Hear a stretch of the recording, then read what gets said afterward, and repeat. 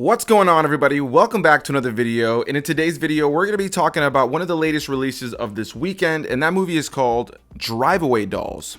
Written and directed by Ethan Coen, who wrote this film alongside Trisha Cook, the film stars people like Margaret, Qualley, Geraldine, Viswanathan, Beanie Feldstein, Colman, Domingo, Pedro Pascal, Matt Damon, CJ Wilson, Joey Slotnick, and many more. So going into this film, I was pretty intrigued by it simply because of the people that were involved in this film, most notably behind the camera initially. As I mentioned, this is written and directed by Ethan Coen, who is one part of the dynamic duo, the Coen brothers. They've directed some of the most iconic films of the past, and I was definitely curious to see what this movie was going to be like with only one of them writing and directing the project. And then it looked like, based on the trailers, like it was going to be a bit of like a raunchy comedy, something that was a little bit offbeat and silly. It looked like a nice road trip comedy, which is something I'm always down for. And then I saw some pretty solid cast members involved, even in some smaller roles like Colman Domingo, Pedro Pascal, and Matt Damon. On top of that, you also have a strong leading cast here with people like Margaret Qualley, Geraldine Viswanathan,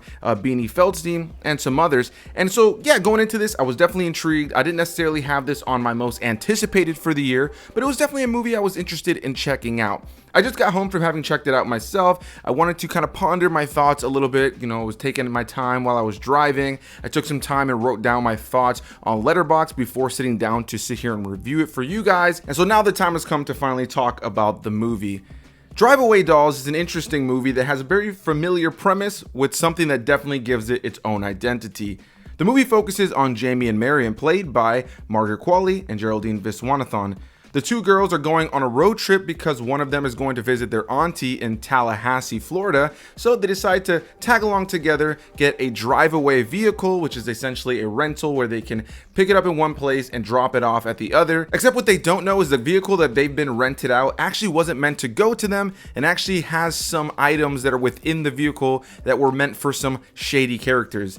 This leads them to going on their road trip, not knowing what's going on, but eventually running into trouble as there are three individuals who are on their way to try to capture these girls so they can get the items that they're after that are inside their vehicle. It's a premise that we've seen before. Characters that unknowingly have something that some criminals or some shady characters want in the movie. And so now they kind of find themselves in the midst of a dangerous situation, so to speak. Once we learn, though, what's inside of the car, what those items are, it's definitely interesting, I will say that. And what I can say about this movie on a lot of levels is that it definitely has its own identity. It's definitely weird in some levels, but I have to be honest in saying that I wasn't really the biggest fan of the film. On one hand, it feels like a throwback comedy of the late 80s or early to mid 90s. A lot of the cinematography, as well as the editing, and as well as the tone, very much lean into that vibe and that tone, which felt cool. I enjoy a nice throwback that's something that's able to be modernized, but feel like something of the older days. And so on that level, I found this film to be pretty interestingly well made. You also have solid performances, with my favorite performance in the film coming from Margaret Qualley as our lead character, Jamie, who I felt leaned into the role the most. She plays this very over-the-top, very sex-positive, and very sex-fueled individual who's adventurous and doesn't really feel like wanting to let things slip through her fingers. She is down for anything. She's down to clown. She's down to go and adventure and put herself in some crazy situation, and most notably, have some fantastic sex. Her friend Marion, though, played by Geraldine Viswanathan, is not necessarily in the same boat.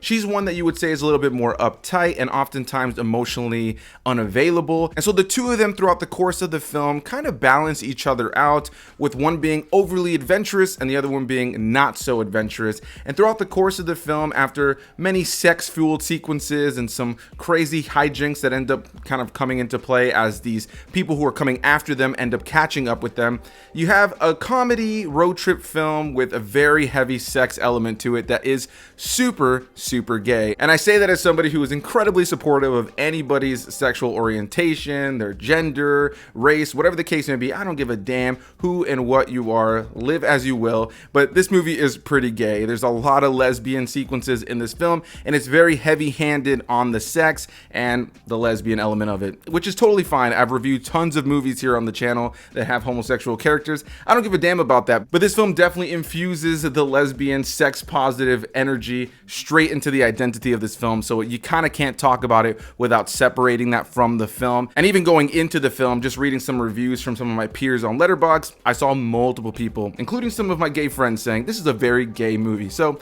it very much is.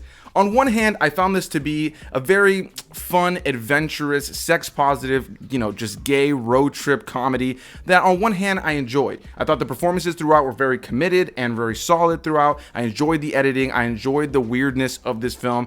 But I have to be honest, when it comes down to the narrative, like I mentioned, it is something that is fairly familiar. So we have seen something like this before, and it does have its own identity.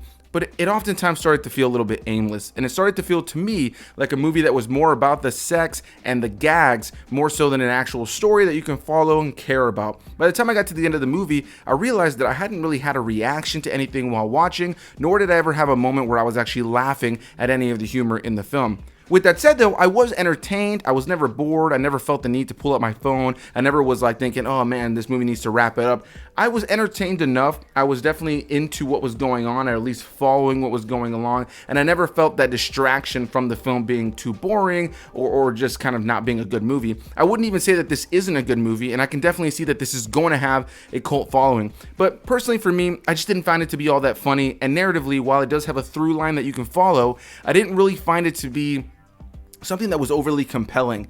Again, it's a movie that is trying to be ridiculous and silly, and again, once they learn what's inside the vehicle, it really just sets the tone for what this movie is all about. It's really going for hijinks and ridiculous gags more often than not, and kind of just wanting to be something silly. And on that hand, I can appreciate it. On that hand, I can appreciate all the filmmaking that went into it, and it was nice to see some of these big names in such a bonkers movie that you can definitely tell they signed on to because of the Coen brother element of it. With all that said though, I wish I liked Drive Away Dolls a little bit more. I think Margaret Qualley was great as one of the lead characters here. I really enjoyed her. I thought Geraldine Viswanathan as well was a pretty solid part of this film. I thought that their journey together and the chemistry between them is what made this film solid, but it didn't really save my overall experience from feeling like the story that's at play here is pretty bare bones and the humor really just didn't work for me. Again, I do think this is a film that will pull in a cult audience and will have people who love it, but I just ultimately left the theater just feeling that was all right. It wasn't necessarily something I disliked, but nor is it a film that I feel like I can give a ringing endorsement to, or a movie that I feel like I'm dying to revisit or get my fiance to be like, hey, you want to come see this movie? It just didn't have that energy for me. There was nothing about it that really stood out. And again, I think part of that disappointment is also the fact that one of the Coen brothers wrote and directed this film. On one hand, you can see his artistry in this movie. On another hand, it just feels like a movie, again, that feels more about the gags and more about the sex than it does an actual story and characters that I can really feel for and root for. One element of this film that I did not expect, though, that I did enjoy to quite some extent, is the three individuals who are coming after these two girls throughout the course of the film. The leader of the bunch is Colman Domingo, who was just in some of the biggest movies of 2023. So to see him in this movie was actually quite funny. And then you have the two other henchmen that he's along with that are CJ Wilson and Joey Slotnick. And I thought that their banter and their role in the film was pretty fun. In a lot of ways, it's that classic trio villain squad that you see in a lot of movies. You have the one who's kind of a dope, you have the one who kind of over explains things or is maybe the more intelligent one, and then you have the one that's a little bit kind of the one that you're more fearful of while you're watching the movie.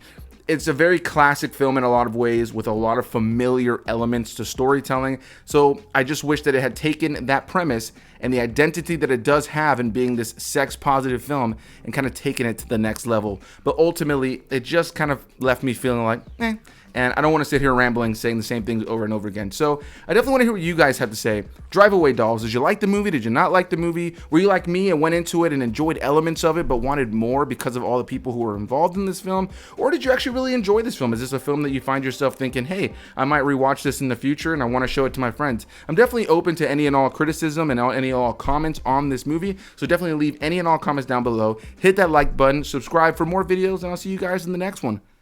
Bye-bye.